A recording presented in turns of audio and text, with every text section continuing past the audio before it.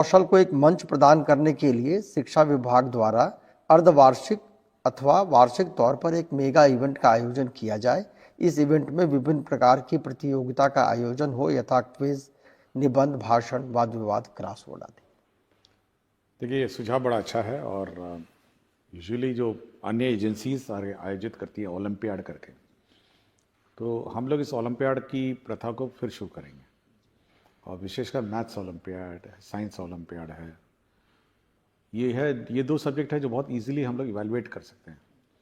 जहाँ तक वाद विवाद और एसे और राइटिंग है, ये इसमें इवेल्यूएशन का बहुत कठिन प्रक्रिया है, बट उसका भी हम लोग रास्ता निकालेंगे। लेकिन हम लोग शुरू करेंगे पहले मैथ्स और साइंस से, जो इमीडिएटली हम लोग उसको ऑनलाइन एग्ज़ाम लेंगे और उसके बाद रिजल्ट आ जाएगा। और भाषा है और जो वाद विवाद है, इसके लिए अलग से कार्यक्रम। बट मैं ज़रूर इस सुझाव से सहमत रखता हूँ और हम लोग कोशिश करेंगे कि जल्दी ही जल्द ये ऑनलाइन जो ओलंपियाड की प्रक्रिया है, ये क्लास 4, 5, 6, 7, 8, 9, 10 सबके लिए हम लोग आयोजित करेंगे।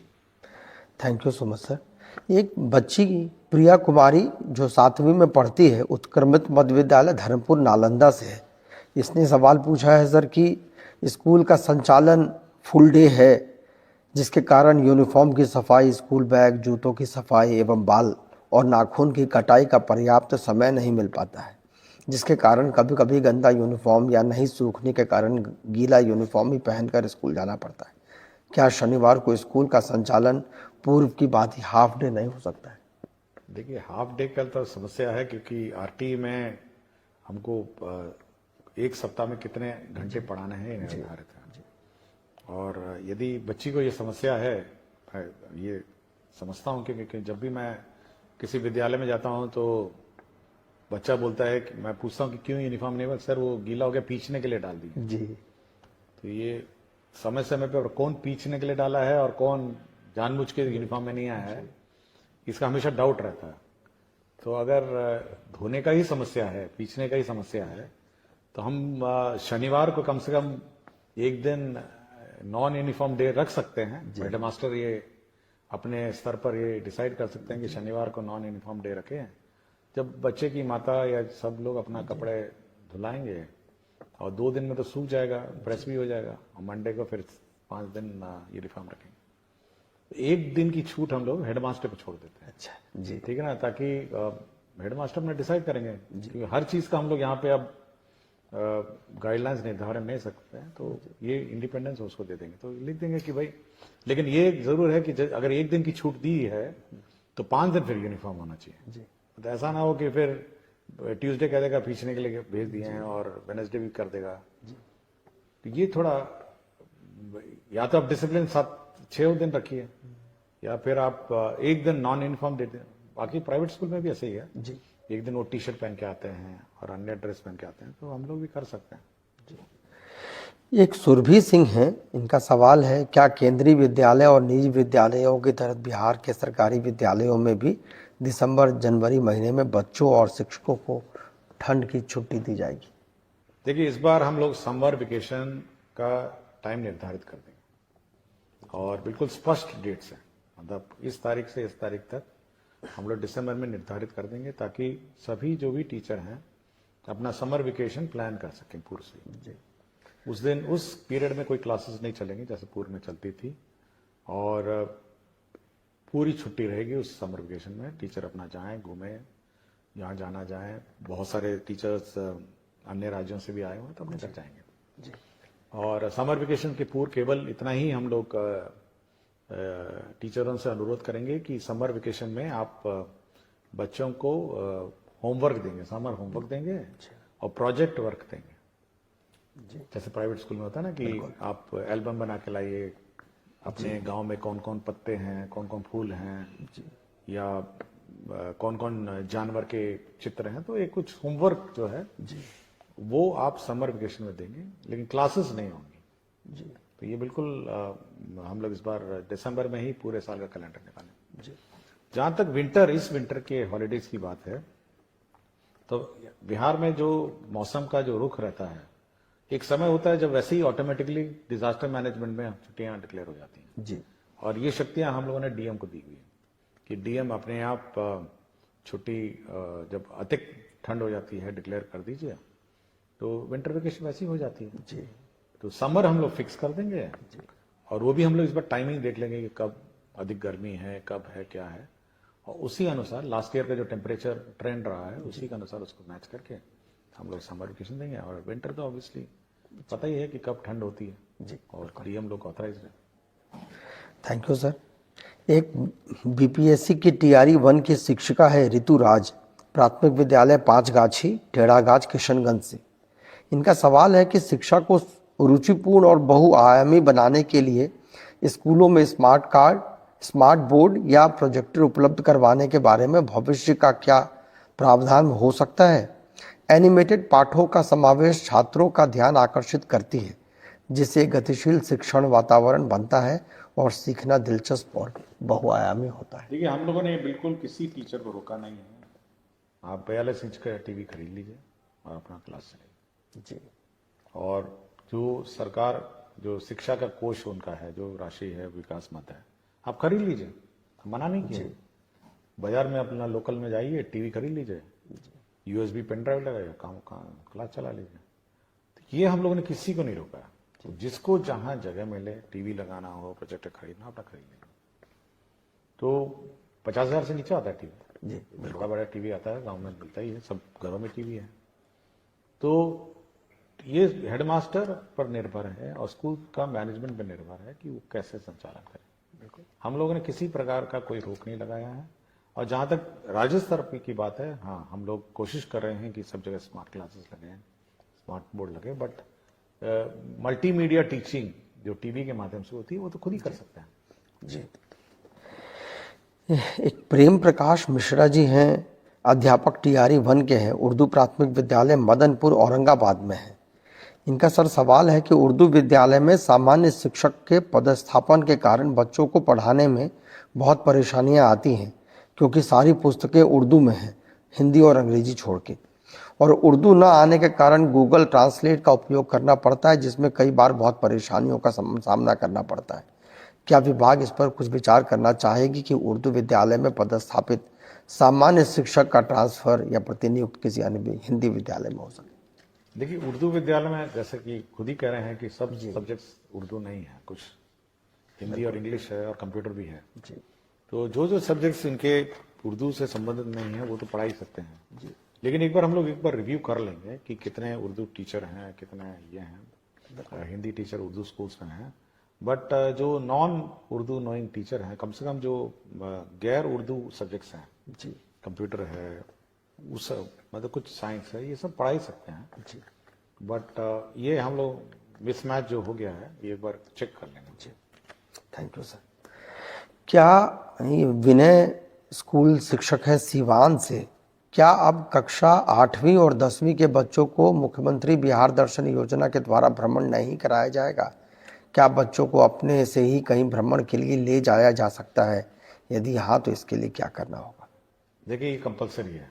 हर साल हम लोगों ने जो योजना मुख्यमंत्री परिभ्रमण योजना है, ये सभी के लिए लागू है और सभी को ही करना है। जी। तो जो स्कूल छूट गए हैं, जिन का नहीं हुआ है, उनका हम लोग करा देंगे। जी। अच्छा। और परिभ्रमण में हम लोगों ने बहुत ही क्लियर कहा है कि आपका पटना म्यूजियम है, बिहार म्यूजियम है, जी, और जितने भी हमारे बिहार के दर्शनीय स्थल हैं वहाँ बच्चों को ले जाएंगे और बच्चों का भ्रमण कराएंगे। तो जो स्कूल छूट गए हैं वो हम लोग कंप्लीट करवा देंगे। Thank you sir. ये एक शिल्पी सिन्हा है, उत्क्रमित मध्य विद्यालय रेवा मसौढ़ी पटना से। इनका प्रश्न है कि प्राथमिक से लेकर उच्च माध्यमिक तक सभी बच्चों के लिए विद्यालय का समय एक ही क्यों है? क्या प्राथमिक विद्यालय में बच्चों के समय में थोड़ा बदलाव किया जा सकता है, क्योंकि इन कक्षाओं के पाठ्यक्रम में बहुत अंतर है? अगर यह संभव हो तो इस पर कुछ विचार किया जाए। हमने पहले भी कहा कि मल्टी टाइम स्लॉट सिस्टम हम लोग लागू करने वाले हैं। जी। और छोटे बच्चों के लिए अलग टाइमिंग और बड़े बच्चों के लिए अलग टाइमिंग, और ये छूट हम लोग हेडमास्टर को देंगे कि कौन क्लास में छोटे बच्चे पढ़ेंगे, कौन क्लास में बड़े बच्चे पढ़ेंगे। तो ये छूट हम लोग देने वाले हैं। जी। थोड़ा सॉफ्टवेयर में इसको अपडेट करने की आवश्यकता है, क्योंकि अटेंडेंस सिस्टम इलेक्ट्रॉनिक है। जी। तो जैसे ही ये स्लॉट सिस्टम अपडेट हो जाएगा हम ये लोग हेडमास्टर को ही ऑथराइज कर देंगे कि आप छोटे बच्चों के लिए अलग टाइम रखिए और बड़े बच्चों के लिए अलग टाइम रखिए। जी क्योंकि छोटे बच्चे खेल कूद, आर्ट, कल्चर, बाकी सब अन्य विद्याओं में अपना करेंगे, और बड़े बच्चों का जो कोर्स वर्क है कुछ ज़्यादा रहता है जी तो उसका अलग टाइमिंग रहेगा। तो मल्टी टाइम स्लॉट सिस्टम हम लोग टाइम लागू करने वाले हैं। जी, ये बहुत उपयोगी है सर। ये कुमार नरेंद्र हैं, प्रधानाध्यापक राजकीय मध्य विद्यालय वंशी पचड़ा, तरियानी शिवहर से। इनका है कि सभी प्राथमिक और मध्य विद्यालय में एक कक्षा अलग से ब्रिज कोर्स का पूरे दिन चलाया जाए, जिसमें अधिकतम 20 चयनित बच्चों को 6 माह में निर्धारित लक्ष्य को प्राप्त कराकर उम्र सापेक्ष कक्षा से जोड़ने का कार्य किया जाए। यह कार्य उच्चतम कक्षा से करते हुए क्रमशः नीचे की कक्षा तक लाया जा सकता है और पूरे साल यह कार्य किया जाए, क्योंकि कई कारण से कुछ बच्चे पढ़ाई में सामान्य रूप से प्रगति नहीं कर पाते हैं और सामान्य कक्षा में उन पर व्यक्तिगत ध्यान देना शिक्षकों के लिए संभव नहीं हो पाता है। इस संबंध में विभाग की क्या योजना है? इसमें हम लोगों ने मिशन दक्ष चलाया और करीब 8 महीने इसको हम लोगों ने चलाया, और अब देखोगे टाइम टेबल में लास्ट टाइम मिशन दक्ष का भी टाइम स्लॉट था, लेकिन ना ही बच्चों ने रुचि लिया ना टीचर ने रुचि लिया जी। और क्योंकि जब सारे बच्चे चले जाते हैं बच्चे रुकते नहीं, तो इसलिए मिशन दक्ष जो है उस टाइम स्लॉट में चला नहीं।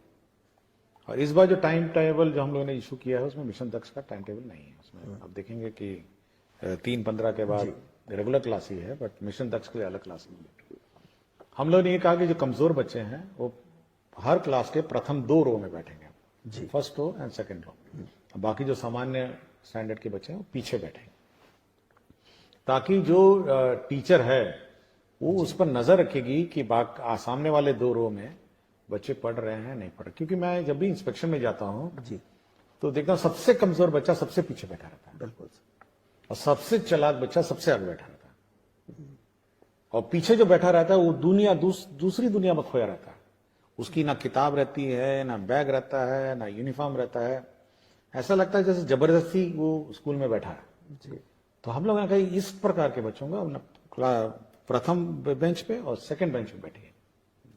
और प्रथम बेंच और सेकंड बेंच में आजकल देखेंगे ना बहुत स्मार्ट और इंटेलिजेंट स्टूडेंट बैठते हैं, बिल्कुल, और बिल्कुल ध्यान देते हैं, बिल्कुल कॉपी वॉपी सब ठीक रहता है, यूनिफॉर्म। ये पीछे बैठे जी, और ये कमजोर बच्चे आगे बैठे, ताकि कमजोर बच्चे अच्छे बच्चों से सीखें पहले तो, और टीचर की नजर रहेगी। तो पहले तो ये है।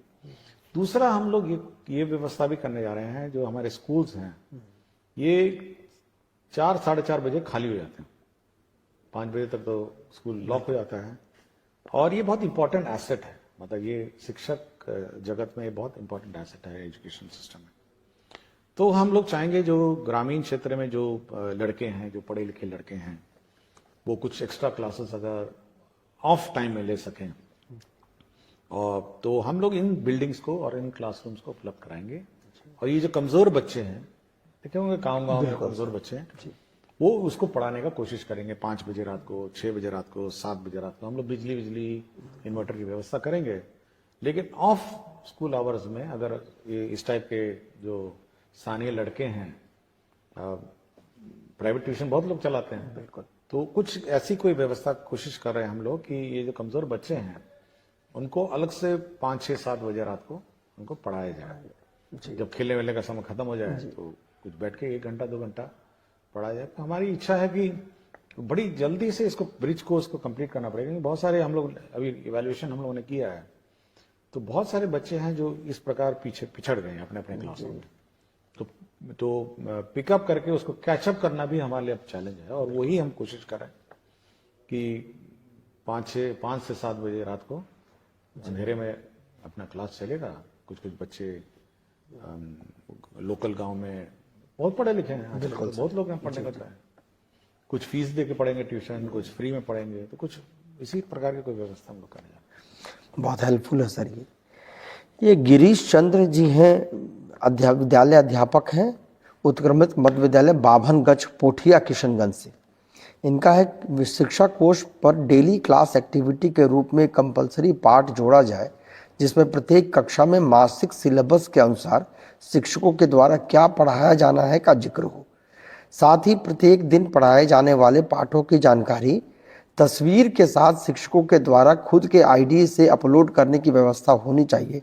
इससे गुणवत्तापूर्ण शिक्षा के प्रयास को और मजबूती मिलेगी। देखिए कितना आप अपलोड करवाइए हर चीज को। देखिए हम हमेशा चाहते हैं कि शिक्षक जो है मोटिवेटेड और अपनी स्वेच्छा से इंडिपेंडेंट है। जितना आप कहिएगा कि इधर जा रहे हैं तो वो भी अपलोड करिए, उधर जा रहे हैं अपलोड करिए, ये भी करिए तो अपलोड करिए। तो भाई ये तो आपको लोकल स्थानीय व्यवस्था है और हेडमास्टर और टीचर की कमेटी का व्यवस्था है। अभी हाल ही में मैं आरा गया था जी। आरा में एक स्कूल में मैंने देखा कि वहां पे दीवार पे ही लिखा हुआ है, मतलब पूरा का पूरा टाइम टेबल है कि सप्ताह में मतलब कौन सा क्लास का कब टाइम टेबल होना चाहिए, क्या चैप्टर होना चाहिए, पूरा लिखा हुआ है। और ये भी अंकित है कि वो चैप्टर ऑन टाइम है या पिछड़ गया है। तो ये हेडमास्टर बहुत ही जहां जहां इनोवेटिव है, जहां जहां मेहनत कश है, वहां तो उन्होंने सुनिश्चित कर दिया कि भाई टाइम टेबल किस टाइम टेबल है, चैप्टर 5 होना चाहिए जी। क्या हम चैप्टर 5 पहुंचे हैं या चैप्टर 5 से पहले चल रहे हैं। तो हर क्लास का हर टीचर का उसने पूरा मैपिंग किया हुआ था। तो ये हेडमास्टर और टीचर लोग अपना करें और मेरे विचार से अगर स्कूल अपने एक एज अ टीम जी करेंगे तो ये हम लोग रोज, मैं बार बार बोलता हूं, पुलिसिंग हमसे क्यों करवा रहे हैं, क्यों चेक करवाना चाहते हैं रोज। आप अपनी टीम है, आपका बच्चा है, पढ़ाइए ना। बिल्कुल सब छूट आपको दी हुई है, आपको समय भी निर्धारित है। तो आप अपने मोटिवेशन से ये सब काम करिए और कोशिश करिए कि एक मॉनिटरिंग सिस्टम स्कूल में अपने इंटरनली भी बिल्ट हो। बिल्कुल हर चीज ई शिक्षा कोर्स में नहीं हो, क्योंकि आप फिर तंग आ जाएंगे कि ये भी डेटा डाला जाए, वो भी डेटा डाला जाए, मिड डे मील भी डाला जाए, अटेंडेंस भी डाला जाए, सब कुछ डाला जाए। तो बाद में लोग शिक्षक ये कहने लगेंगे कि भाई हम लोग तो ई शिक्षा कोर्स को जवाब देते देते समय बीत गया, पढ़ाएंगे नहीं। हम तो कह रहे हैं पहले पढ़ाइए ना, पहले पढ़ाइए। हम तो बहुत लिमिटेड डेटा आपसे लेंगे ना, हर चीज का डेटा थोड़ा ना हम लोग ले रहे हैं आपसे। केवल अटेंडेंस लेता हूं, मिड डे मील का भी मैंने बोल दिया है, और बाकी जब सब स्कूल में टैब होगा तो फिर कुछ और डेटा मांगा जाएगा। बिल्कुल, लेकिन हर चीज का हमको मत करिए कि ई शिक्षा कोर्स में होना चाहिए। स्कूल अपने नियंत्रण और अपने डिसिप्लिन में चले। बिल्कुल सर। एक मोहम्मद वासीम अहमद है, ये उत्क्रमित हाई स्कूल रामनगर इस्माइलपुर भागलपुर से है। I request you to please give instructions to all the DOs and DPOs to release list for 6 residential training by Friday evening or on Saturday by 4 PM. ये तो फ्राइडे की बात कर रहा हूं, मैं कहता हूँ एक सप्ताह पहले होना चाहिए। बिल्कुल, सब परिवार को अपना प्लानिंग भी करना ना कि कहीं बाहर जाए। और मैंने ये भी कहा है कि अपने जिले में ही ट्रेनिंग हो जी, और बायोमेट्रिक भी हो। तो मैं चाह रहा हूं, मैं कोशिश में हूं कि सभी जो ट्रेनिंग है उनके अपने जिले में होंगी और एक सप्ताह पहले कम से कम एडवांस सूचना होनी चाहिए। बहुत अच्छा है सर। सर इसमें एक महेश कुमार हैं, विद्यालय अध्यापक है, 9वीं 10वीं में पढ़ाते हैं सामाजिक विज्ञान। ये नवराष्ट्र विद्यालय पताही मुजफ्फरपुर से है। ये सामाजिक विज्ञान में बिहार टेक्स्ट बुक की जो बिहार टेक्स्ट बुक का 2005 के बाद के आंकड़े को अपडेट नहीं किया गया है, जिसके कारण 2024 में भी 2001 के जनगणना के जुड़े आंकड़े दिए गए हैं जो उपयोगी नहीं है। इसे 2024 तक अपडेट किया जाए और